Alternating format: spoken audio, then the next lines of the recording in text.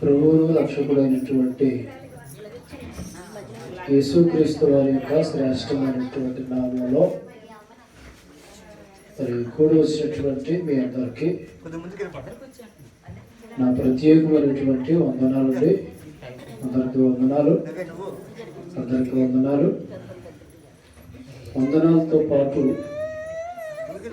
మీ అందరికీ క్రిస్మస్ శుభాకాంక్షలు కూడా తెలియజేస్తూ ఉన్నాను. అందరికీ క్రిస్మస్ శుభాకాంక్షలు. Happy Christmas, happy Christmas, merry Christmas, merry Christmas. We wish you. మంచిది. మీకు ఎవరైనా క్రిస్మస్ శుభాకాంక్షలు చెప్పారనుకోండి,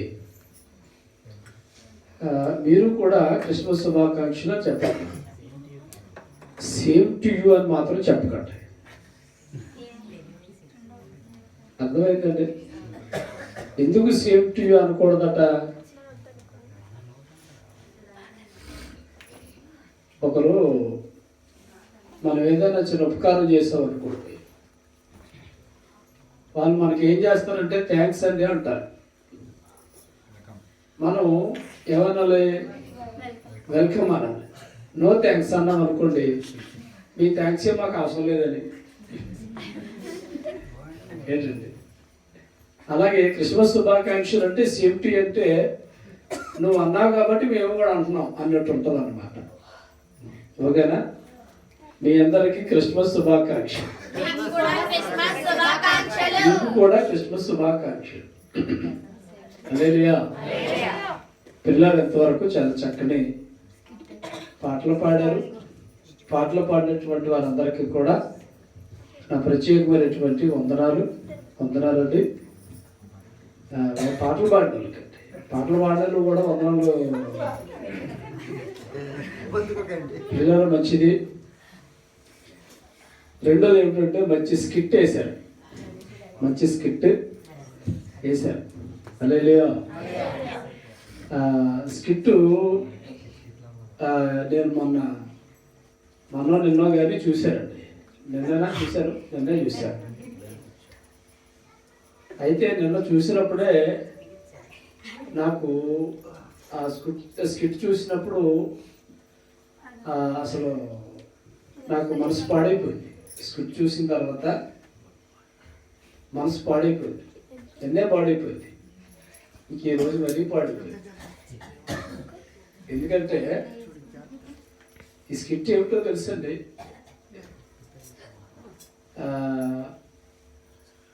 ఒక జీవితం మన కళ్ళ ముందు,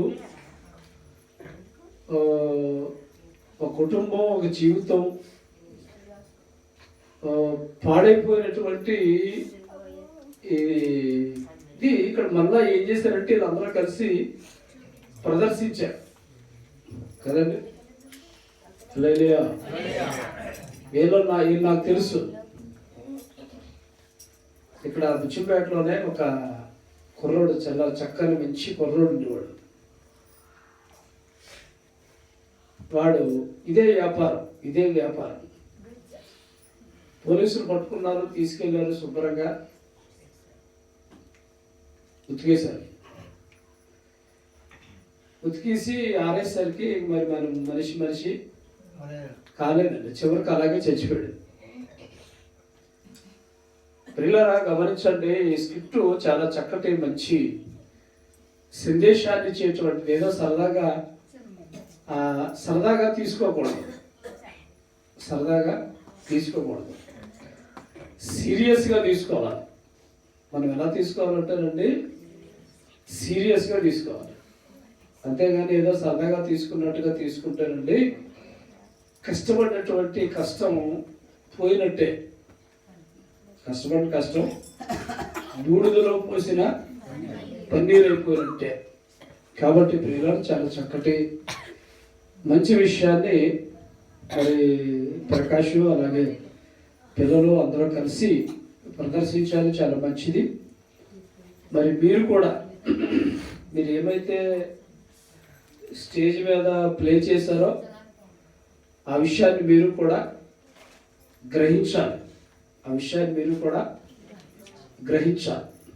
హల్లెలూయా. ప్రియులారా,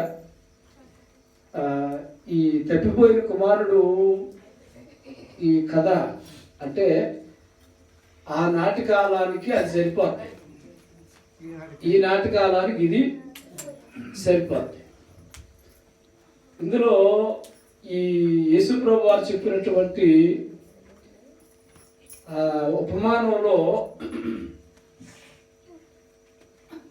అన్నీ కూడా మెయిన్ క్యారెక్టర్లే. సైడ్ క్యారెక్టర్లో మెయిన్ క్యారెక్టర్లో అనేవి ఉండవండి. యేసుప్రభు వారు చాలా ఉపమానాలు చెప్పారు. ఆ ఉపమానాలన్నీ మీరు వరుసగా రాసుకొని వరుసగా చదవడం మొదలెడతారండి. అందులో ప్రతి క్యారెక్టర్ కూడా యేసుప్రభు వారు చెప్పిన క్యారెక్టర్ అన్ని మెయిన్ క్యారెక్టర్లుగానే కనబడతాయి. పెద్ద కుమారుడు క్యారెక్టర్ పెద్ద కుమారుడు, అది మనం మెయిన్గా ఆయన కోణంలో చూస్తే అది కూడా మనకు మెయిన్గానే కనబడుతుంది. చిన్న కుమారుని చూస్తేనండి, చిన్న కుమారుడు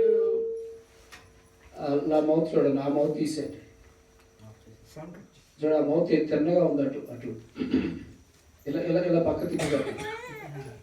హల్లెలూయా, హల్లెలూయా. కాబట్టి ఏ క్యారెక్టర్ని కూడా తీసి పారేయడానికి లేదండి. కనుక మరి సమయంలో చాలా మంచి స్కిట్ పిల్లలు ప్రదర్శించారు. అందుని బట్టి నేను ప్రభువుని స్తుతిస్తున్నాను, కనపరుస్తున్నాను. ఆమేన్, హల్లెలూయా. ఈరోజు మనం ఏ కార్యక్రమంలో కూర్చున్నామంటే క్రిస్మస్ కార్యక్రమంలో కూర్చున్నాం. ఏ కార్యక్రమంలో కూర్చున్నామండి?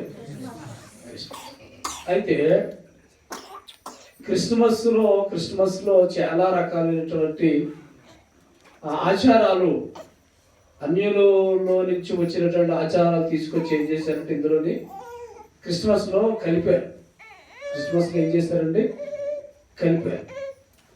దాన్ని వివరణ అడిగితే వాళ్ళు ఏం చెప్తారు తెలుసండి? అందులో తీసుకొచ్చామని చెప్పరు, కానీ దానికి ఏదో నిర్ణయం, ఏదో విషయాన్ని మనకి ఇందులో ఇక్కడ బైబిల్ ఏదో చెట్టు ఉంటుంది, ఆ చెట్టు ఈ చెట్టు అంటారు. ఆ చెట్టు ఈ చెట్టు ఉదాహరణకి నేను ఒక మాట చెప్తాను.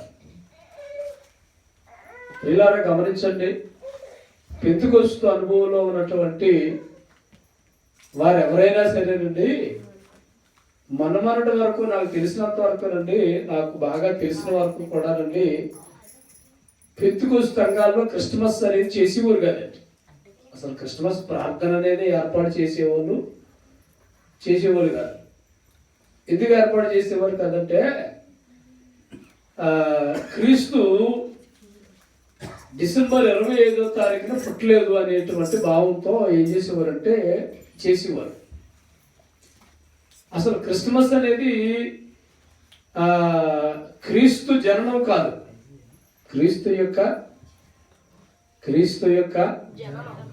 క్రిస్మస్ అనేటువంటి పదానికి అర్థం క్రీస్తు జయంతి అని కానీ లేకపోతే క్రీస్తు జననం అని కానీ అర్థం కాదండి. దీని అర్థం ఏంటంటే ఈ పదము నేను మొన్న క్రిస్మస్ అని చెప్పేసి నా సెల్ ఫోన్లో గూగుల్లో ట్రాన్స్లేట్ అనేది ఉంటుంది, దాన్ని క్రిస్మస్ అని కొట్టాను. క్రిస్మస్ అని కొడితేనండి ఏమొచ్చిందంటే క్రిస్మస్ అని వచ్చిందే తప్పండి, దానికి అర్థం రాలేదు. క్రిస్మస్ అనే వచ్చింది కానీ స్పెల్లింగ్ క్రిస్టమస్, CRISTMASS అని అలా కొడితేనండి ఏమని వచ్చింది తెలుసండి? క్రిస్మస్ అని వచ్చింది. ఇలా ఎందుకు వస్తుందంటేనండి, రెండు పదాలు కలిపి తయారు చేసినటువంటి ఒక పదాన్ని కొడితే ఏ పదం కొట్టినా అలాగే వస్తుంది. అదే పదాన్ని తెలుగులోని చెప్తే తప్పండి దాని అర్థం రాదు. అయితే ఆ పదాలను విడగొట్టాలి. ఆ పదాన్ని ఏం చేయాలండి? విడగొడితే రెండు పదాలు వస్తాయి. ఆ రెండు పదాలు వేరువేరుగా మనం విడదీసి కొట్టామనుకోండి, అప్పుడు క్రిస్మస్ తాలూకు అర్థం అనేది వస్తుంది. మొదటిది ఏమిటంటే ఇది అసలు గ్రీకు పదం. ఏం పదం అండి? అమ్మా వెనకాల ఉండేవారు దయచేసి నా మాట వినండి. హల్లెలూయా. నా మాట అర్థమవుతుందండి? అర్థమవుతుందా? మొదటి పదం ఏమిటంటేనండి ఇది గ్రీకు పదం. అది క్రిస్ట్. గ్రీకులో ఉన్నప్పుడు అండి అదేంటండి క్రిస్ట్. ఇంగ్లీష్లోకి వచ్చేసరికి ఏమైంది తెలుసండి? క్రైస్ట్ అయింది.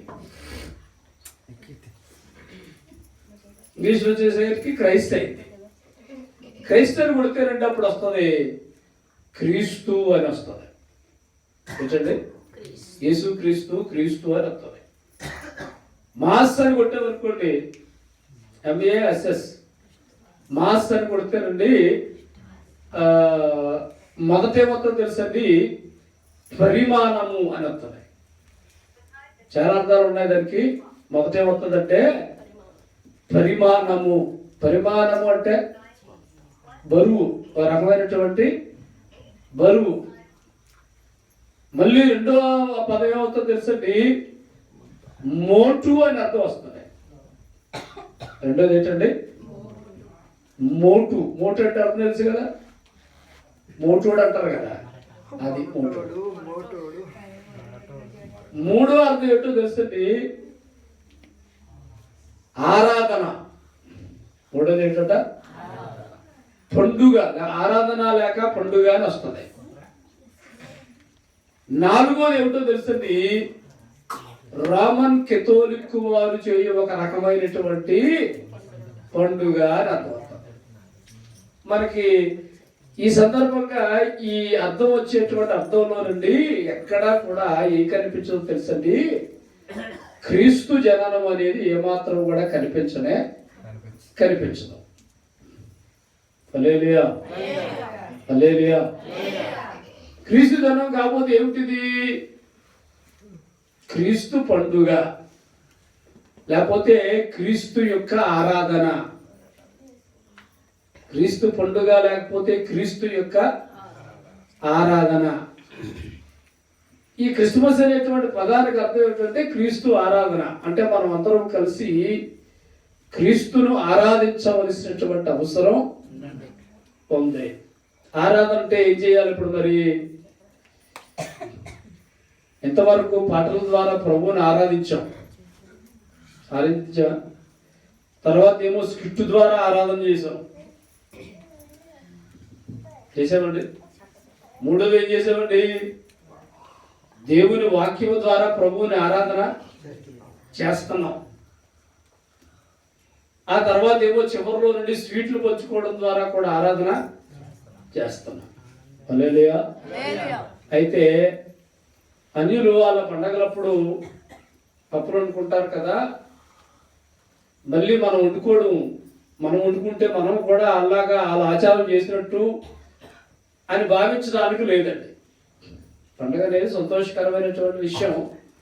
ఆ సంతోషకరమైన విషయాల్లో వాళ్ళు పప్పులు వండుకున్నారని మనం వండుకోకూడదని మాత్రం దాని అర్థం చెప్పదే కాదు. హల్లెలూయా. హల్లెలూయా. ఏమిటో కానీ ఈ సంవత్సరం ఎవరో పప్పులు ఉండట్లేదండి. వర్షం ఉండలేదా? పని చేశారు. హల్లెలూయా. ఎందుకంటే మాకు ఒక్కరు కూడా పప్పులు ఇవ్వలేదు. అందరోసారి దేవుని స్తోత్రం చెబుదాం. ప్రియులారా, ఒక్క మాట నేను చెప్పి దేవుని వాక్యం ఎంతోసేపు కాదని ఎంతైతే 9:30 కల్లా నేను ముగించేటువంటి ప్రయత్నం చేస్తాను. అందరోసారి దేవుని స్తోత్రం చెబుదామండి. మీ సంతోషమేనా? మంచిది, సంతోషమేనట్టు. మొదటి పాయింట్ ఏమిటంటే ఒక ప్రకటన అన్నమాట. రేపు ఆదివారం మునిపల్లిలో సేమ్ టైం సాయంకాలం 6 గంటల నుంచి క్రిస్మస్ ప్రార్థన ఉంటుంది. 2 గంటల నుంచి సువార్త ఉంటుంది. అర్థమైందండి అన్నమాట. 2 గంటల నుంచి మనం ఏం చేస్తాం తెలుసండి, ఊర్లోని మునిపల్లిలో సువార్త చేస్తాం. 2 అయిన తర్వాత 2 గంటల నుంచి ఇంటికి వచ్చిన తర్వాత జస్ట్ ఒక అరగంట రిలాక్స్ అయ్యి టీనీలు తాగి మళ్ళా మనం ఏం చేస్తాం తెలుసండి, చెప్పండి, ఇలాగే ప్రార్థన ఏర్పాటు చేస్తాం. కనుక ప్రియులారా, ఆ కూటానికి మీరందరూ కూడా రావాలని మనం చేస్తున్నాను. మరి సహోదరులు పురుగుజ్జుల ప్రభుకుమార్ గారు వారి యొక్క గృహం దగ్గర క్రిస్మస్ ఆరాధన ఏర్పాటు చేస్తున్నారు. వారి పక్షంగా మిమ్మల్ని అందరినీ ప్రేమతో ఆహ్వానిస్తున్నాము. ద్విచక్ర వాహనాలు ఉన్నవారు, అదే ద్విచక్ర వాహనాలు అంటే అర్థమైందండి, బళ్ళు అన్నమాట. తెలుగులో ద్విచక్ర వాహనం. ఈ ద్విచక్ర వాహనాలు ఉన్నటువంటి వారు మీ ద్విచక్ర వాహనాల మీద మీతో పాటు మీ ఇంట్లో ఎవరైనా వస్తే ఓకే, మీరుతో ఎవరో రాలేదనుకోండి, ఇంకా ఎవరినైనా విశ్వాసులు తీసుకొని రావాలని నా యొక్క మనవి. నా బాధ అర్థమైందండి. ఆదివారం కాబట్టి అందరూ ఇళ్ళ దగ్గరే ఉంటారు. మీరు రండి, మీతో పాటు మీ ఇంట్లో ఎవరో ఒకరు తీసుకొని రండి. ఒకవేళ మీరు మాత్రమే వచ్చారనుకోండి, ఎవరో ఒకరిని మన సహోదరులు సంఘంలో ఉన్నటువంటి విశ్వాసం తీసుకొని రావాలని మనం చేస్తున్నాం. ఇక్కడ 2 గంటలకే ఆటో ఉంటుంది. ఒక ట్రిప్ మాత్రమే ఉంటుంది, 2వ ట్రిప్కి అవకాశం ఉండదు. ఎందుకంటే ఈ ట్రిప్ తిరగబోతాడికి ఆడ సమయం అయిపోతుంది, సువార్త చెప్పడం జరగటం లేదు. కనుక ఆ విషయాన్ని గమనించి మొదటి ట్రిప్ కాదు, ఒక ట్రిప్కే అందరూ కూడా హాజరై తొందరగా వస్తేనండి ఇక్కడి నుంచి అక్కడ తీసుకెళ్ళటం జరుగుతుంది. మళ్ళా క్షేమంగా మిమ్మల్ని ఎక్కడికి తీసుకురావటం జరుగుతుంది. కనుక ఆ విషయాన్ని గమనించి ప్రతి ఒక్కరూ కూడా మరి క్రిస్మస్ ఆరాధనలో పాల్గొని ప్రభునామాన్ని మహింపరచాలని దేవునికి దాసునిగా నేను మనవి చేస్తా ఉన్నాను. అందరూ సార్ దేవుని స్తోత్రం చెబుదాం. రెండోది ఏమిటంటేనండి, సోమవారం సాయంకాలం మన సహోదరులు ఈ యాకోబు గారు, తర్వాత ఎవరండి మార్తమ్మ గారు, తర్వాత నూకరత్నం, వీళ్ళు ముగ్గురు కలిసి, అంతేనా, రాహేలమ్మ పోలేదో ఏదో ఒక అమ్మ, మొత్తానికి రాహేలమ్మ గారు, వీళ్ళు ముగ్గురు కలిసి క్రిస్మస్ కూటమి ఏర్పాటు చేస్తున్నారు. ఎక్కడ బైక్ సైడ్ శబ్దం వినపడితే అక్కడికి వచ్చేయండి, అంతే. అక్కడేనండి, అక్కడ ఇక్కడ ఇటు పక్క అండి. కనుక ఆ విషయాన్ని గమనించి మరి సోమవారం జరిగేటువంటి ఆ క్రిస్మస్ ప్రార్థనకి కూడా మీరందరూ కూడా రావాలని దేవునికి దాసునిగా నేను మనవి చేస్తా ఉన్నాను. హల్లెలూయా, హల్లెలూయా. దేవుని వాక్యంలోకి వెళ్ళే ముందు మరో చిన్న మాట చెప్పాలని ఆశపడుతున్నాను.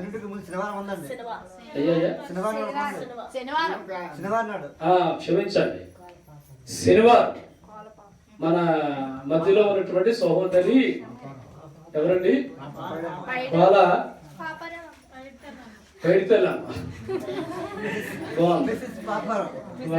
పాపారావు గారు ప్రభునందు నిద్రించి 1 సంవత్సరం అయింది. కనుక వారు ఏర్పాటు చేస్తున్నటువంటి జ్ఞాపకార్థ కూటానికి ప్రతి ఒక్కరు కూడా రావాలని మనం చేస్తున్నాను. సమయం సాయంకాలం 6 గంటలకి. భోజనాలు ఉండవా? భోజనాలు ఉంటాయి. ఇక్కడ కూడా ఈ క్రిస్మస్ కూటంలోని కూడా సోమవారం జరిగే క్రిస్మస్ కూటంలోని కూడా భోజనాలు ఉంటాయి. కనుక తప్పనిసరిగా ప్రతి ఒక్కరూ ఈ కార్యక్రమాలలో పాల్గొవాలని దేవునికి దాసులుగా మీ అందరికీ తెలియజేస్తా ఉన్నాను.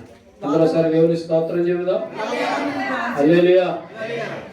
ప్రియులారా, ఒక్క దేవుని మాట మనం చదువుకుందాం. అక్కడ అక్కడ కూడా భోజనాలు ఉంటాయి, అక్కడ కూడా భోజనాలు ఉంటాయి. వాతావరణం కోసమా? వాతావరణం కోసం ప్రార్థన చేయండి, మంచి వాతావరణం. ఎందుకంటే అసలు మామూలుగా ఎన్ని సంవత్సరాలు నా సీనియారిటీలోని క్రిస్మస్ టైంలో వర్షాలు పడవడం అనేది నేను ఎప్పుడు చూడలేదండి. కానీ క్రిస్మస్ టైంలో ఈ సంవత్సరం వర్షాలు కురుస్తున్నాయి. ఏదేమైనా మనం ఆగిపోక సాగిపోతాం. వర్షం రానివ్వండి, ఏది రానివ్వండి, కానీ ఆగిపోక సాగిపోతాం. అందరూ సరే దేవుని స్తోత్రం చెబుదాం. గోడ దన్ను లేకుండా కూర్చోలేరండి. మిమ్మల్ని నేను ఎప్పుడు ఏమని ఎలా చూడాలనుకుంటానంటే ఏదండి మంచి కింగిల్లా చూడాలనుకుంటాను. మీరేమో గోడకు చేరబడితే నాకు ఎలా కనపడతారంటే మా అమ్మలాగా కనపడతాను. లేదు అందరూ సరే దేవునికి స్తోత్రం చెబుదాం. తిరగండి. పడుకున్నారబ్బా, అది ఒక ఇంకా బాగుంది ఇటు పక్క. అందరూ సార్ దేవుని స్తోత్రం చెబుదామండి. ఓకే, క్రిస్మస్ ప్రార్థనల మొదట్లోనే మనం ఒక ప్రశ్న వేసుకున్నాం. ఆ ప్రశ్న ఏమిటో ఎవరైనా జ్ఞాపకం చేస్తారా? క్రిస్మస్ ప్రార్థనల యొక్క మొదట్లోనే ఒక ప్రశ్న వేసుకొని దానికి సమాధానం చెప్పుకుంటూ వస్తున్నాం. అయ్యా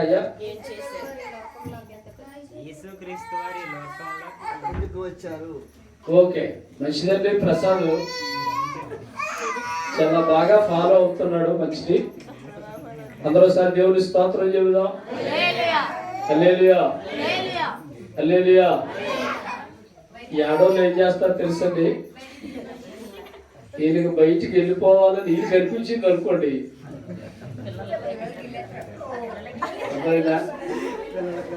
ఏడోళ్ళు నీళ్లు బయటికి వెళ్ళిపోవాలని అనిపించింది అనుకోండి, అప్పుడు వాళ్ళ చేతిలో ఉన్నటువంటి పిల్లల్ని గిలుతారు. గిలుతాడు, ఏడుస్తాడు కదా. ఏడిసిన తర్వాత పాస్టర్ గారు బయటికి తీసుకెళ్ళి అంటారు. అప్పుడు వాళ్ళు తీసుకెళ్ళి ఏం చేస్తారంటే బయటికి తీసుకెళ్ళిపోతారు. పాస్టర్ గారు వెళ్ళిపోమన్నారు. హల్లెలూయా. ఓకే, అసలు విషయానికి వద్దాం అమ్మా. ఓకేనా? ఇంకా ఎక్కడో నాకు మాటలు పడుతున్నాయి, దయచేసి మాటలు ఆ మాటలు కట్టిపెట్టండి. కాసేపు దేవుని మాటలు చెప్పుకుందాం. ఏంటంటే ప్రశ్న, యేసుక్రీస్తు ప్రభువారు ఈ లోకానికి ఎందుకు వచ్చారు? ఆయన రావడానికి గల కారణం ఏమిటి? ఓకే, ఇప్పటికి మనం ఎన్ని సమాధానాలు చెప్పుకున్నామంటే 2 సమాధానాలు చెప్పుకున్నాం. ఎన్ని సమాధానాలు చెప్పామండి? 2 సమాధానాలు చెప్పాం. ఒక సమాధానం ఏమిటి?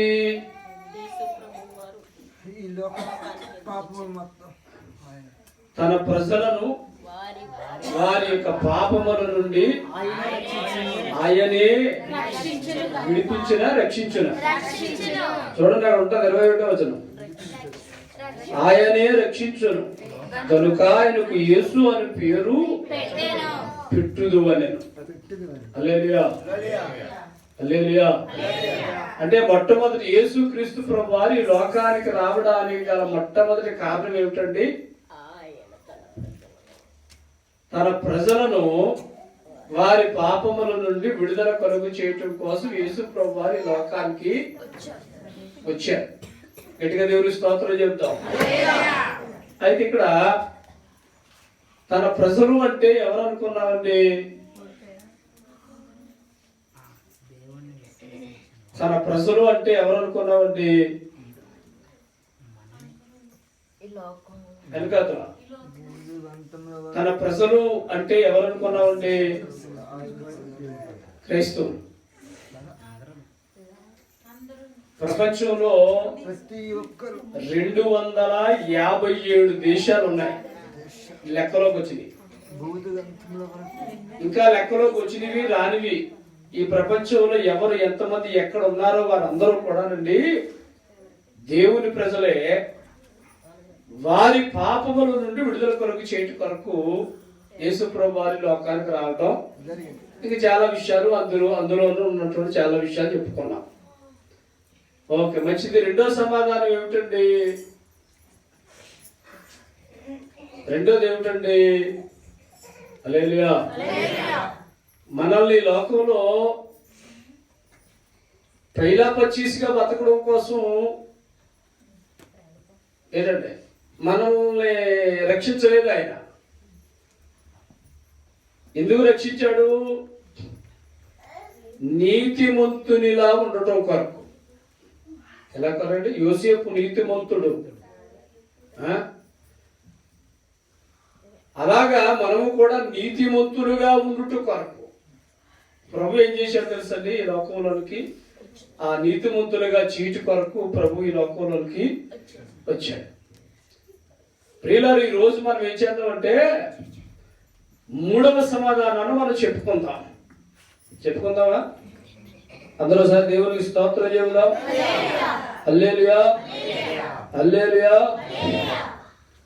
చదువుదాం ఒకసారి. ఎఫెసీయులకు రాసిన పత్రిక 5వ అధ్యాయము 25వ వచనం నుంచి 27 వచనాల వరకు తీసి అలా పట్టుకోండి. ఒక్క నిమిషం.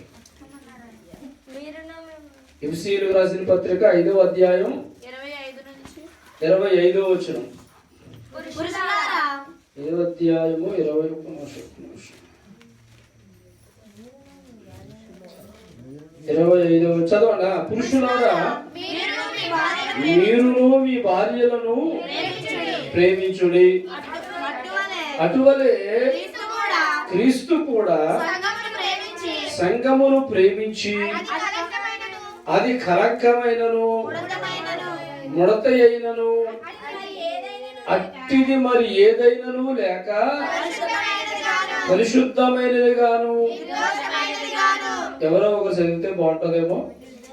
నిర్దోషమైనది గాను మహిమగల సంఘము గాను ఆయన తన ఎదుట దానిని నిలువబెట్టుకొనవలెనని వాక్యముతో ఉదక స్నానము చేత దానిని పవిత్రపరిచి పరిశుద్ధపరచుటకై దాని కొరకు తన్ను తాను ఏం చేశాడండి?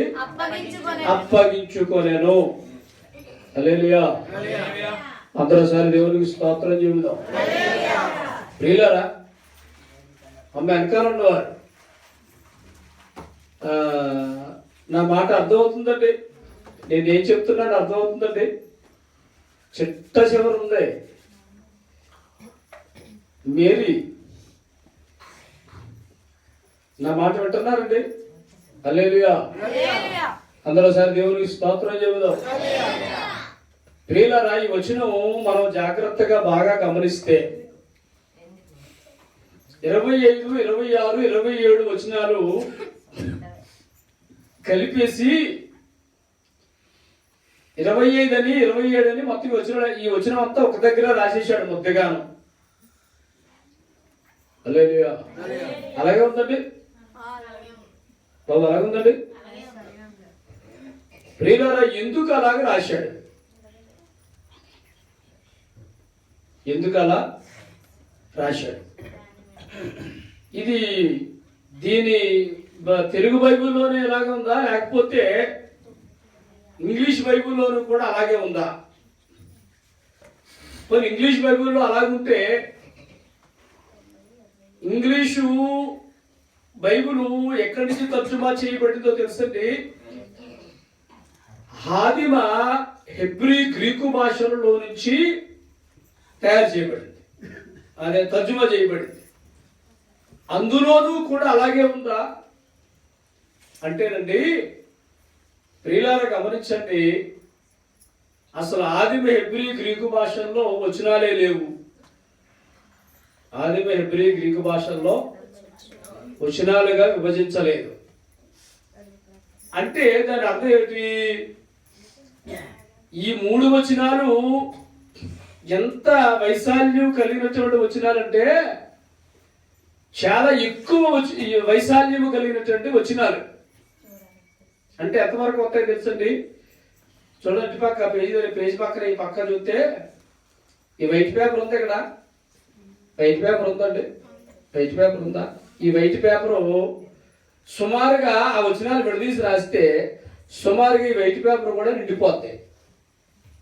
వైట్ పేపర్ కూడా నిండిపోతాయి. అంత వైశాల్యము కలిగినటువంటి ఆ వచనాలని సంక్షిప్తంగా తక్కువ చేసి ఆదిమ హెబ్రీ గ్రీకు భాషల్లో ఉన్నటువంటి అర్థం పాడవకుండా, ఆదిమ హెబ్రీ గ్రీకు భాషల్లో ఉన్నటువంటి అర్థం పాడవకుండా ఏం చేస్తున్నాడు తెలుసండి? కుదించి రాస్తున్నాడు. హల్లెలూయా. నా బాధ అర్థమైందండి? నా బాధ ఏంటండి? నా బాధ అర్థమై ఉంటుంది అనుకుంటున్నాను. హల్లెలూయా. అయితే ఇప్పుడు నేనేం చేయాలని, ఎందుకు ఆ విషయం చెప్తున్నానంటే, నేను ఆదిమ హెబ్రీ గ్రీకు భాషల్లో ఉన్నటువంటి ఆ కుదించి రాయబడినటువంటి వచనాలన్నీ కూడా విడదీసి మీకు నేను చెప్పాలని ఉద్దేశంతోనే ఆ విషయాన్ని నేను ఏం చేశానంటే ఇప్పుడు మొదలెడుతున్నాను అన్నమాట. హల్లెలూయా. అమ్మ ఫాస్ట్ గా అరగంటగా ముగించేస్తామన్నారు. ఈయన చెప్పడం చూస్తుంటే చాలా తీవ్రంగా కనబడుతుంది అనుకుంటున్నారా? అనుకున్నా పర్వాలేదు కానీ వినండి. హల్లెలూయా. అందరూ ఒకసారి దేవునికి స్తోత్రం చెబుదాం.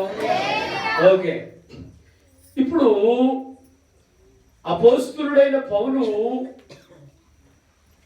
ఎవరిని బేస్ చేసుకొని మాట్లాడుతున్నాడంటేనండి, భార్యాభర్తల యొక్క బంధాన్ని బేస్ చేసుకొని ఈ వచనము ప్రారంభం చేశాడు. ఏ బంధాన్ని బేస్ చేసుకొని మాట్లాడుతున్నాడండి? చూడండి, అక్కడ 25 పురుషులారా మీ భార్యలను ప్రేమించండి అన్నాడు.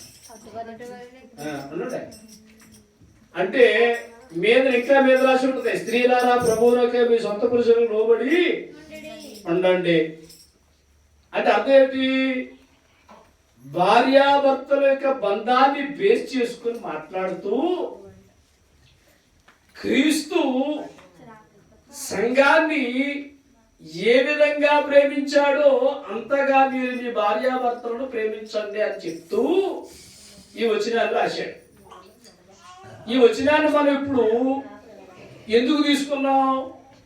ఏం చెప్పాలని తీసుకున్నాం? హల్లెలూయా. హల్లెలూయా. అందరూ గట్టిగా దేవునికి స్తోత్రం చెబుదాం. నేను చాలాసార్లు పెళ్లి ప్రసంగం చేసినప్పుడు భార్యని భర్త ఎలా ప్రేమించాలి అనే దానికి సమాధానంగా యేసుక్రీస్తుని గురించి, సంఘాన్ని గురించి, యేసుక్రీస్తు వారి సంఘానికి చేసినటువంటి త్యాగాన్ని గురించి చెప్పి ప్రసంగం చేయటం మీరు వినే ఉంటారని నేను అనుకుంటున్నాను. కానీ ఈ రోజున భార్యాభర్తల గురించి నేను చెప్పటం లేదండి.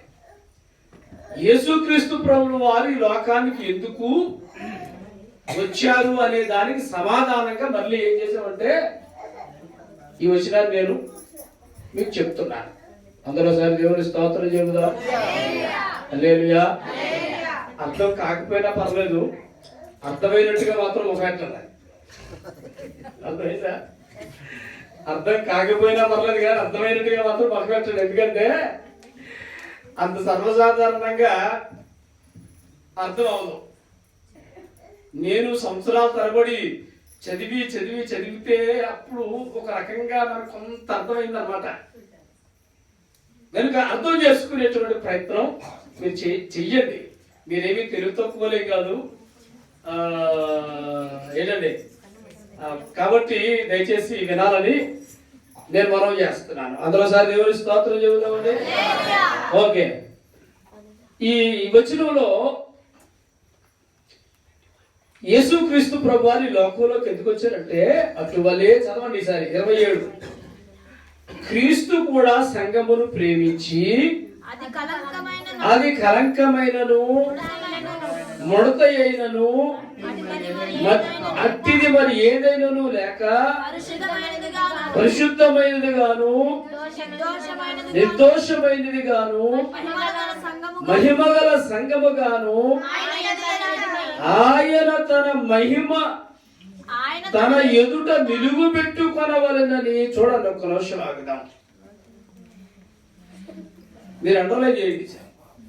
పెన్నులు ఉన్నాయా? పెన్నులు ఉన్నదండి. పెన్ను ఉంటే ఒక పదం చెప్తాను, అండర్లైన్ చేసుకోండి. అదేమిటో తెలుసండి, మహిమగల సంఘముగాను ఆయన తన ఎదుట దానిని నిలువబెట్టుకొనవలనని యేసుక్రీస్తు ప్రభువు వారి లోకానికి వచ్చారు. అందరూ సార్ దేవుని స్తోత్రం చెబుతాం. ఇంత పెద్ద ఉంది కదండి. ఈ పెద్ద దాంట్లో మనం ఒక మొక్క తీసుకుందాం. అది ఏమిటంటే ప్రియులారా, మహిమగల సంఘముగాను ఆయన తన ఎదుట దానిని నిలువబెట్టుకొనవలెనని. ఏమైంది ఇప్పుడు? ఈయన ఎక్కడికి వెళ్ళిపోయి మాట్లాడుతున్నాడు పౌలు? హల్లెలూయా, హల్లెలూయా. మొదటిసారి మనం మాట్లాడుకున్నాం కదండి. ఏమని? దేవుడు తన ప్రజలను వారి పాపముల నుంచి విడుదల కొరకు చేయటం కొరకు ఈ లోకంలోనికి ఆయన వచ్చాడు. వచ్చిన తర్వాత మనం ఏం చేస్తాడో తెలుసండి, నీతిమంతులుగా ఉండమని బోధించాడు. మూడోది ఏంటంటే తెలుసండి, ఈయన పాపముల నుంచి విడుదల కొరకు చేయటం కొరకు నీతిమంతులుగా మీరు ఉండండి అని చెప్పడం కొరకు. ఈ రెండు ఎందుకట?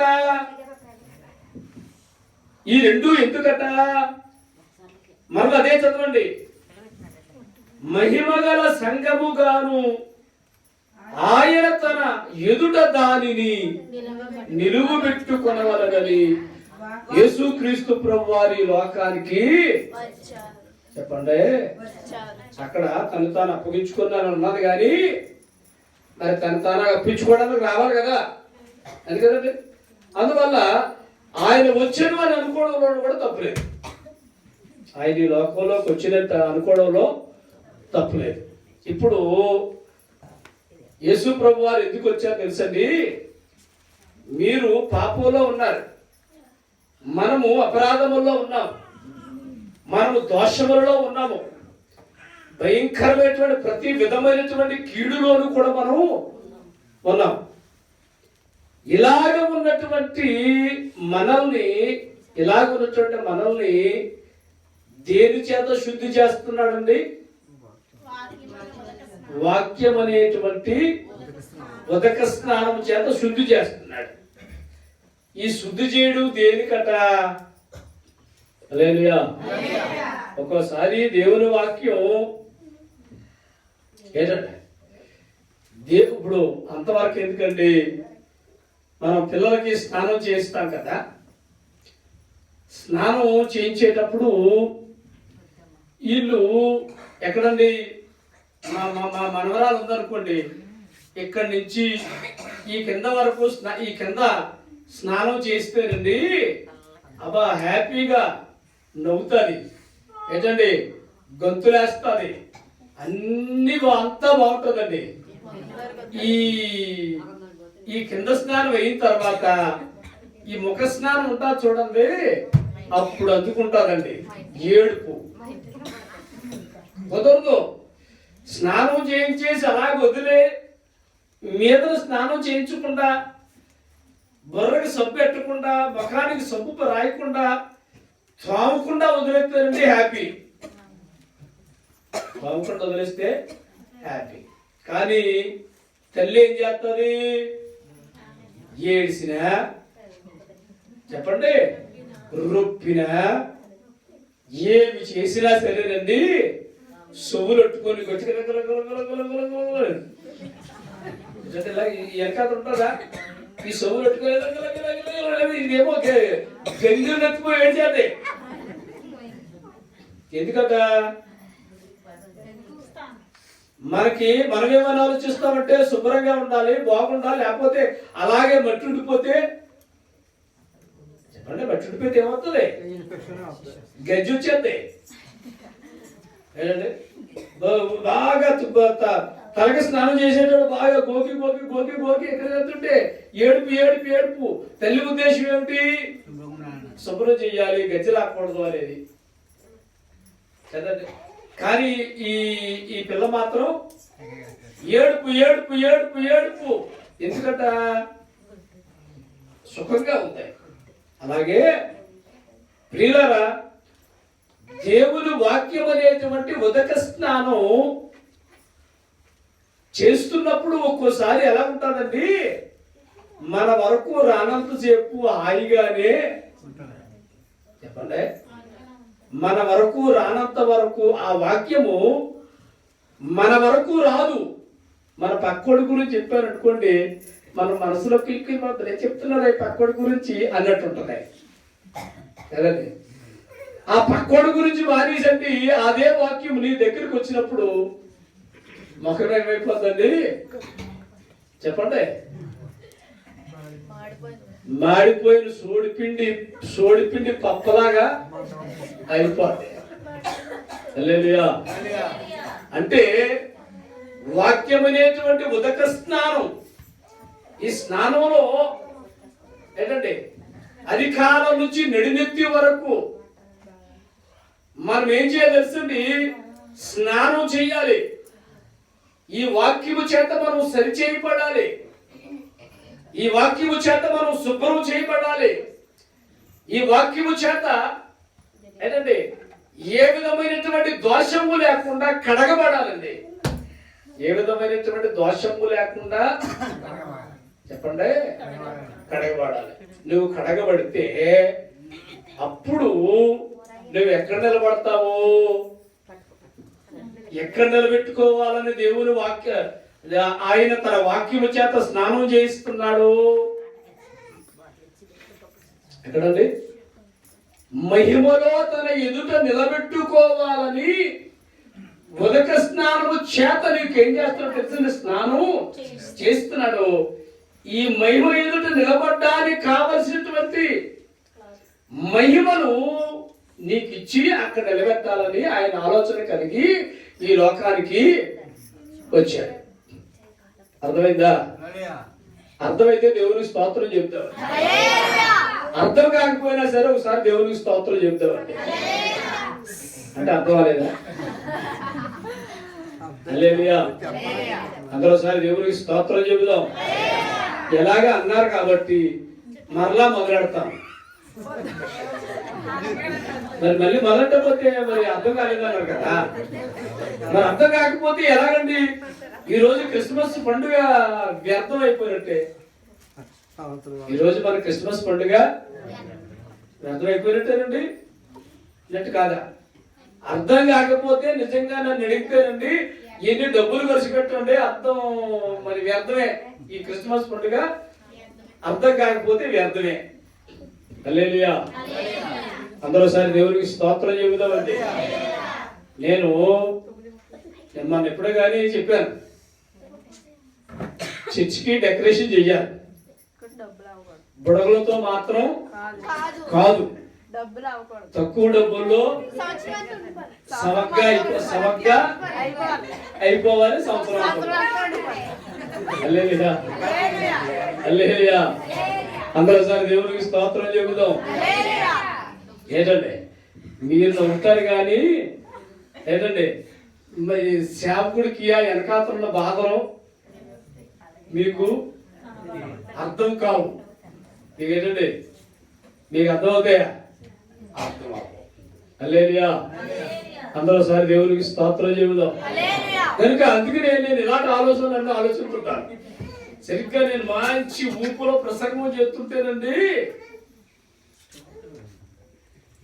ఈ చంద్రరావు ఎలా ఊపుతాడో తెలియదు కానీ బుడగలో మామూలు పాటలు పాడుతున్నప్పుడు బుడగలు పేలమండి. ఈయన గ్రీటింగ్ చెప్తున్నప్పుడు బుడగలు పేలమండి. నేను వాక్యం చెప్తున్నప్పుడే బుడగలు పేలేటట్టుగా ఊతాడు చంద్రరావు. ఏంటంటే అందువల్ల నేను బుడగలే మొత్తానికి పెట్టడం మానేశాను. గొడుగులు పెట్టొద్దు. అవి పూర్తిగా ప్రార్థన అయ్యే వరకు కూడా ఉండవు. అందరూ సార్ దేవుని స్తోత్రం చెబుదాం. ఇలా గమనించండి, మనము ఏంటండి అదే అదే అప్పుడు పూర్వకాలం ఏదో పాట పాడేవారండి, క్రిస్మస్ పండుగ వచ్చింది అయ్యల్లారా. ఏంటంటే క్రిస్మస్ పండుగ వచ్చిందట. ఈ క్రిస్మస్ పండుగ సార్థకం కావాలంటేనండి మనము యేసుక్రీస్తు ఈ లోకానికి ఎందుకు వచ్చారో తెలుసుకోవాలి. ఎందుకు వచ్చారంటేనండి మనలను తన మహిమలో నిలబెట్టుకోవాలని, తన మహిమ గురించి చెప్పేదానికి ముందు ఒక మాట చెప్తారు.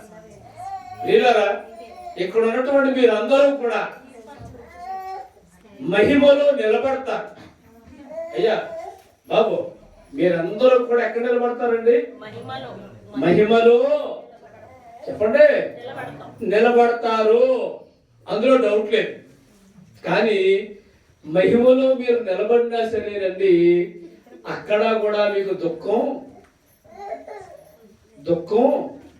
ఉంటుందా ఉండదా?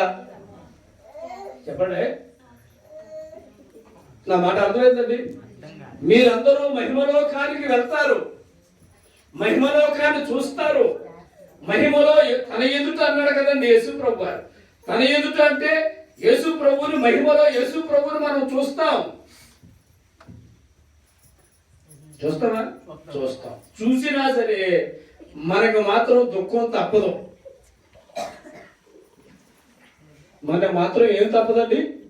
దుఃఖము తప్పదు. ఎందుకు తప్పదు? హల్లెలూయా. అందరూ సారి దేవునికి స్తోత్రం చెబుదామండి. హల్లెలూయా. ఎందుకు తప్పదంటేనండి ప్రియులారా గమనించండి, మనం మన రక్షణ గురించే మనం ఆలోచిస్తున్నాం కానండి, మనతో పాటు మన కుటుంబంలో ఉన్నటువంటి వారి రక్షణ గురించి మనం ఆలోచన చేసావా? చేస్తున్నావా? మీ అయ్య కోసం ఎప్పుడైనా ఆలోచన చేసావా? ఓ అయ్యా, ఎందుకురా ఇలా ఉండిపోతున్నావు, శిర్సికిరా అని చెప్పేసి ఎప్పుడైనా చెప్పావా? చెప్పలేదు. చెప్తే నరవయ్యా అంటాడు. ఏమంటాడండి? ఏడే నా కడుపును పుట్టి నాకే చెప్తున్నావు, నువ్వు నీతులు అంటాడు. నీవు హల్లెలూయా. నీవేమో మహిమలో ఉంటావు. నీవు ఎక్కడున్నావు? మహిమలో ఉంటావు. కానీ మీ అయ్య మాత్రం మహిమలో లేడు. అప్పుడు అక్కడ మహిమలోకి వెళ్ళినా, యేసు ప్రభు ఎదుట నిలబడినా సరే మనకు దుఃఖం తప్పుతుందండి. దుఃఖం తప్పదు. అందరూ సారి దేవునికి స్తోత్రం చెబుదామండి. నాకు కూడా ఒక దుఃఖం ఉంది, మీకే కాదండి, నాకు కూడా ఒక దుఃఖం ఉంది. ఎక్కడో పుట్టి ఎక్కడో పెరిగి బుచ్చింపేట సేవకు వచ్చి ఏమి సేవ చేసాం? సంవత్సరాలు గడిచిపోతున్నాయి. రేపు మాపో 2024 పోయి 2025 కూడా వచ్చేస్తుంది. ఏది దేవుని సువార్త చెప్పి గ్రామాన్ని ఏమాత్రం రక్షించాం, ప్రజలకు ఏమాత్రం సువార్త చెప్పాం, ఏమాత్రం ప్రభువు దగ్గరికి ప్రభువులోని నడిపించాం అని ఆలోచన చేస్తేనండి మహిమలోనూ కూడా మనకు దుఃఖం తప్పదు. హల్లెలూయా. అమ్మా అందరూ సార్ దేవునికి స్తోత్రం చెబుదామండి. ఇందాక మునిపిల్లు వెళ్ళాను, అమ్మ రండి అని చెప్పేసి చెప్పారు. చెప్పిన తర్వాత ఇంకో మాట అన్నాను అంతోనే. ఏమన్నానంటే, అమ్మా మీ నాన్నే కూడా తీసుకొచ్చేయండి అమ్మా అన్నాను. అంటే అలాగే తీసుకొచ్చేస్తానండి. అందరూ సార్ దేవుని స్తోత్రం చెబుదాం. ప్రియులారా, మనం మహిమలో ఉన్నాం. మన కన్న తండ్రి మాత్రం ఎక్కడుంటాడో, ఏమిటో పరిస్థితి. అందరూ సార్ దేవుని స్తోత్రం చెబుదామండి. కనుక మీ సహోదరులారా గమనించండి, మహిమలో ప్రభువు తన ఎదుట మనం నిలబడినప్పుడు నేను రక్షించబడ్డాను, నాతో పాటు నా కుటుంబం రక్షించబడింది, నాతో పాటు నా రక్త సంబంధం రక్షించబడ్డారు, నాతో పాటు నా స్నేహితులైనటువంటి వారందరూ రక్షించబడ్డారనేటువంటి సంతోషం మహిమలో మనకు ఉంటుందా? ఉంటుందండి? ఉంటుందా? ఉండాలి. ఉండేటట్టుగా మనం ఈ లోకములో ఉండగా మనం ఏం చేయాలి తెలుసండి? ప్రయత్నం చెయ్యాలి. అందరోసారి దేవుని స్తోత్రం చెబుదాం. నేటి క్రైస్తవులు ఏం చేస్తున్నారో తెలుసండి? వీరు ప్రభువు నమ్మేసుకొని వీరు చుట్టూ ఒక గిరిలా గిరికి తీసుకుంటున్నారండి. ఏంటంటే వీరి చుట్టూ ఏం చేస్తున్నారు? గిరి రౌండ్, దాన్ని ఏమంటారు? ఒక గీత గీసేసుకొని ఆ గీత మధ్యలో ఉండిపోతున్నారు. ఏమనుకొని చెప్పండి. బైబిల్లో ఉండదు. మళ్ళీ ఎక్కడాను బైబిల్లో ఆ విషయాలు ఎక్కడా కూడా ఉండవు. మొన్న మీకు భోజనం ఏర్పాటు చేసే సంసోను ఏర్పాటు చేసాడా? భోజనం ఏర్పాటు చేసే సంసోను ఏమన్నాడు తెలుసండి? సాగు దగ్గర కరగకూడదురా అడిగకూడదట. సాగు దగ్గరికి నేను అప్పుడు అడిగాను, నీకు ఎవడ చెప్పాడు ఏంటి అని. నీకు ఆయన గౌరవించే పని లేదండి. తప్పుడు విషయాలు ప్రజలకు అమాయకులైన ప్రజలకు తప్పుడు విషయాలు బోధించకూడదు. ఎవడ చెప్పాడు నీకు బైబిల్ ఎక్కడదో చూపించు అంటేనండి, మా పాటర్ గారు చెప్పారండి. వెళ్ళకూడదు కాదు, నువ్వు వెళ్ళు, నిలబడు, వాదార్చు, ప్రేమించు, ధైర్యం చెప్పు, బాధపడకు. ఏంటండి? క్షోభ అనేది ప్రతి కుటుంబానికి ఎవరిలోనూ చచ్చిపోయినట్టండి. ప్రతి ఇంట్లోనూ కూడా ఎవరో ఒకరు బగిలి గణేశ్వరు ఎవరో ఒకరు ఉంటూనే మన పూర్వం మన పెద్దలందరూ కూడా పోయారండి. బాబు పోయారు. నేను వెళ్ళాం, అక్కడ వెళ్ళాం అని అంటేనండి, నువ్వు చచ్చిపోయినప్పుడు కూడా ఎవరాడు గిరిగీసేసి, నీవు గిరిగీసుకున్న కారణంగా వాడు నీ మీద ఏం చేస్తా తెలుసండి? ఒక రకమైనటువంటి పగ పెట్టుకుంటాడు. ఆవిడ మా దగ్గరికి రాలేదు కాబట్టి నేను కూడా వాళ్ళ దగ్గరికి వెళ్ళాను. ఏమంటాడండి? వాళ్ళు మళ్ళీ ఒక మాట అండి, వెళ్ళాలి, సహాయం చేయాలి. వాళ్ళు మాత్రం ఏం పట్టుకుంటారండి? చెప్పండి, అర్థమైందా? ఒక సారా టిండి పట్టుకుంటేనండి, ఆ సారా టిండి దగ్గర మాత్రం చేరుకో. ఏ టిండి దగ్గరికి చేరుకో? సహాయం చేయి, హెల్ప్ చేయి, ధైర్యం చెప్పు. సారా టిండి దగ్గరికి మాత్రం చేరుకో. ఒరే కొద్దిగా పుచ్చుకుంటావేంటి అన్నాడు అనుకోండి, మొహమాటానికి పుచ్చుకోకండి. నేను యేసు ప్రభువుని నమ్ముకున్నాను, దానితో నాకు సంబంధం లేదు. హల్లెలూయా, హల్లెలూయా. తాగుద్దన్న ఉంది కానండి,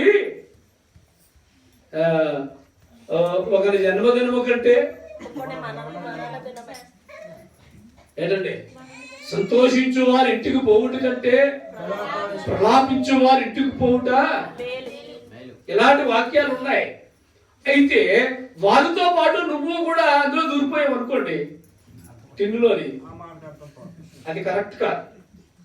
నువ్వు మాత్రం నీవులాగా ఉండాలి. నీ క్యారెక్టర్ ఏమిటో అక్కడ నువ్వు చూపించుకోవాలి. ఏంటండి? నీవేమిటో అక్కడ ప్రజలకు తెలియాలి. హల్లెలూయా. అందరూ ఒకసారి దేవునికి స్తోత్రం చెబుదాం. కనుక ప్రియ సహోదరులారా, నీవేమి చేస్తావో ఎలా చేస్తావో తెలీదు. నీవు మహిమలో ఉంటావు, నీతో పాటు నీ రక్తసముద్రులు ఉంటారా? ఏంటండి? నీతో పాటు నీ రక్తసముద్రులు ఉంటారా? నీతో పాటు ఏంటండి నీ కుటుంబస్తులైనటువంటి వారు ఉంటారా? నీతో పాటు నీ రక్త సంబంధులు, నీ కుటుంబకులు మహిమలో లేకపోతే అక్కడ నువ్వు మహిమలోకి వెళ్ళినా నీకు మాత్రం దుఃఖమే. హల్లెలూయా, హల్లెలూయా. అందరూ ఒకసారి దేవునికి స్తోత్రం చెబుదామండి. వాళ్ళంటే ముసలోడు ఎలా పోతే పోతే ఏంటి, ముసలోడు ఎలా పోతే ఏమిటా, భయంకరమైన నరకం. ఆ నరకంలోనికి ఆ వ్యక్తిని వదిలిపెట్టకూడదు. నయానో భయానో ఏంటంటే, నయానో భయానో ఏం చేయాలి తెలుసండి, చెప్పి ప్రభు దగ్గరికి నడిపించాల్సినటువంటి అవసరం ఉంది. అందరూ ఒకసారి దేవుని స్తోత్రం చెబుదాం. ఒకసారి పరిశీలన చెయ్యండి, ఒకసారి పరిశీలన చెయ్యండి. ఎవరు ఇటువంటి వారు ఉన్నారు, వారి కోసం నేను ఎంత ప్రయత్నం చేస్తున్నాను అనేటువంటి విషయం. ఓకే, ఇప్పుడు అసలు విషయంలోకి వద్దాం. అసలు ఏమిటో తెలుసండి, మహిమలో తన ఎదుట నిలబెడతాడు కదండి. ఆ మహిమ ఎలా ఉంటుందో ఒకసారి చెప్పండి. అందరూ ఒకసారి దేవుని స్తోత్రం చెబుతామండి. హల్లెలూయా. వీళ్ళారా గమనించండి, ఆ మహిమ ఎలా ఉంటుందో రిఫరెన్స్ చూపించను, కానీ మామూలుగా ఆల్రెడీ చాలా సార్లు విషయం చెప్పాను. ప్రకటన గ్రంథం మనం ధ్యానించినప్పుడు ఈ విషయాలు చెప్పాను మీకు. మహిమ ఎలా ఉంటుంది అంతేనండి. అందరూ గట్టిగా దేవుని స్తోత్రం చెబుతామండి. ప్రభు అయినటువంటి యేసుక్రీస్తు వారు, సృష్టికర్త అయినటువంటి దేవుడు ధవల సింహాసనమందు ఆసీనుడై చెప్పండి ఉన్నాడు. తండ్రి అయినటువంటి దేవుడు ధవల సింహాసనం అందు ఉన్నప్పుడు అండి, కుడి ప్రక్క ఈ ఎడమ ప్రక్క 24 పెద్దలు ఉన్నారు. ఎంతమంది ఉన్నారండి? 24 పెద్దలు. ఈ పెద్దలు వారి కిరీటములను తీసి యేసుక్రీస్తు ప్రభు వారి పాదాల దగ్గర పెట్టారట. వీరి కిరీటాలు ఇచ్చారు 24 పెద్దలకి అంటే కిరీటాలు ఇచ్చింది దేవుడు. మీరంత చేశారు, మీరు భూమి మీద ఉండగా ప్రభువు కొరకు జీవించారు అని చెప్పేసి ప్రభువు వారికి ఏం చేశారు తెలుసండి, కిరీటాలు పెడితే వారి కిరీటాలు తీసేసి యేసుక్రీస్తు ప్రభు వారి యొక్క పాదాల దగ్గర పెట్టారు. ఎందుకు పెట్టారు? హల్లెలూయా. అందరూ ఒకసారి దేవునికి స్తోత్రం చెబుదాం. మరి నేను సామాన్యులు కాదండి. మళ్ళీ ఈ 24 పెద్దలు కూడా సామాన్యులు కాదు. దేశము కాని దేశానికి వెళ్ళి సువార్త ప్రకటించిన వారు, భాష రాని ప్రాంతంలోనికి వెళ్ళి సువార్త ప్రకటించినటువంటి వారు, సువార్త కొరకు వారి ప్రాణాలను పణంగా పెట్టినటువంటి వారు. ఇటలీలో పేతురుని సువార్త ప్రకటిస్తున్నాడని చెప్పేసి అని ఇతన్ని కూడా యేసు ప్రభువులో సిలువేసేద్దామన్నారు. అయ్యా నాకు సిలువ వేసేయండి, మీరు ఇయ్యాలనుకుంటే సిలువ వేసేయండి, కానీ యేసు ప్రభువులా వద్దు, తల క్రిందులుగా సిలువ వేయండి అని చెప్పేసి సిలువకు తనను తాను అప్పగించుకున్నటువంటి వాడి పేతురు. ఏంటంటే ఇంకెలా చెప్పుకుంటూ పోతారండి. 24 కూడా నుండి అమోఘమైనటువంటి గొప్ప సాక్ష్యములు కలిగినటువంటి వారు, అంతటి మహిమ కలిగినటువంటి వారు కూడా వారి వారి తలల మీద ఉన్నటువంటి కిరీటాలు తీసుకెళ్లి యేసుక్రీస్తు ప్రభు వారి యొక్క పాదాల దగ్గర పెట్టారు. ఎందుకో తెలుసండి, వీళ్ళ సువార్తకి ఆధారం ఎవరు చెప్పండి? యేసు. వీళ్ళు సువార్తకి ఆధారం ఎవరంటే యేసు. వీరి పాప విమోచనకి ఆధారం ఎవరంటే యేసు. వీరు ఈ మహిమగల సింహాసనము ఎదుట కూర్చోవడానికి, ఈ మహిమగల సింహాసనము దగ్గర ప్రభువుని గణపరచడానికి కారణం ఎవరో తెలుసండి? యేసు. అందువల్ల అయ్యా మేము సువార్త ప్రకటించామంటే నీ వల్లే. నీవు గనుక మమ్మల్ని నీ వాక్యం అనేటువంటి ఉదకము చేత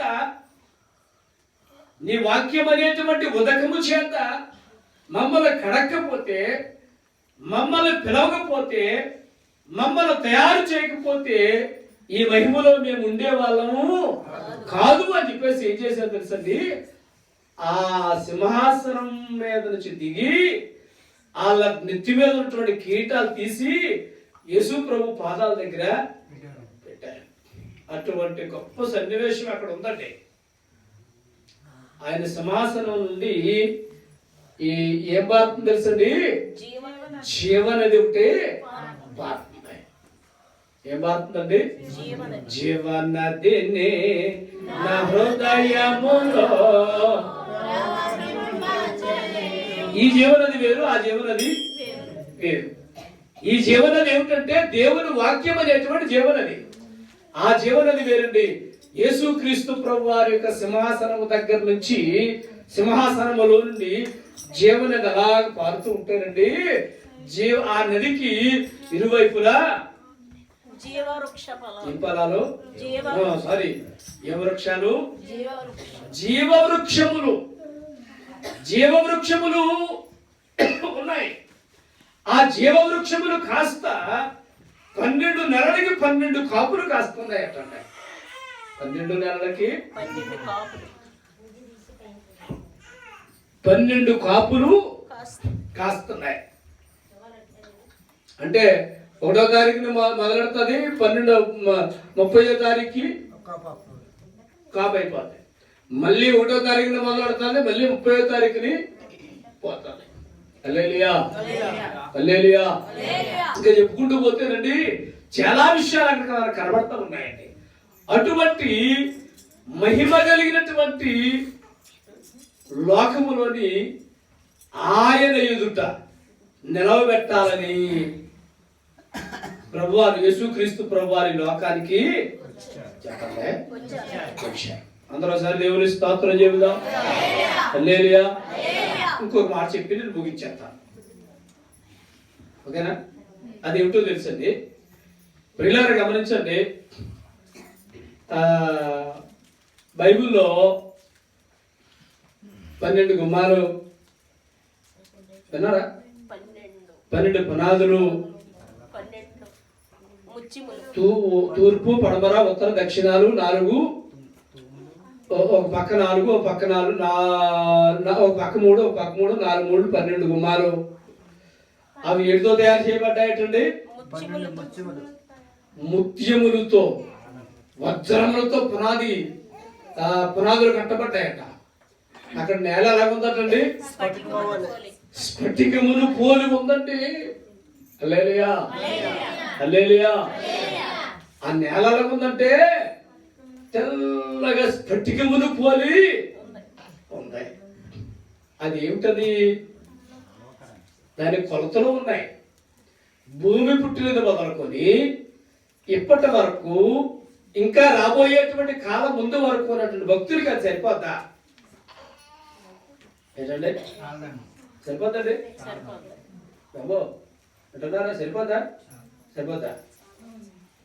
సరిపోద్దా అంటే సరిపోద్దా. కొంతమంది చెబుతున్నారు బొర్రా, కొంతమంది సరిపోతుంది. అది సరిపోదు. అది ఏమిటో తెలుసండి? హల్లెలూయా. అది ఏమిటో తెలుసండి? పరలోక రాజ్యపు రాజధాని. అదేమిటది? పరలోక రాజ్యపు రాజధాని. భారతదేశంలో ఎన్ని రాష్ట్రాలు ఉన్నాయి? 29, 31, 28.